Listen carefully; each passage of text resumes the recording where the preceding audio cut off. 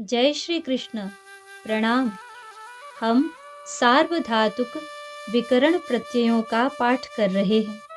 सार्वधातुके यक, सार्वधातुके यक, कर्तरि शप, कर्तरि शप, दिवादिभ्यः श्यन्, दिवादिभ्यः श्यन्, वाभ्राशभ्लाशभ्रमुक्रमुक्लमुत्रसित्रुटिलशः, वाभ्राशभ्लाशभ्रमुक्रमुक्लमुत्रसित्रुटिलशः, यशोनुपसर्गात्, यशोनुपसर्गात्, संयसश्च, संयसश्च, स्वादिभ्यः श्नुः, स्वादिभ्यः श्नुः, श्रुवः श्री च, श्रुवः श्री च, अक्षोन्यतरस्याम्, अक्षोन्यतरस्याम्, तनूकरणे तक्षः, तनूकरणे तक्षः, तुदादिभ्यः शः, तुदादिभ्यः शः, रुधादिभ्यः श्नम्, रुधादिभ्यः श्नम्, तनादिकृभ्यः उः, तनादिकृभ्यः उः,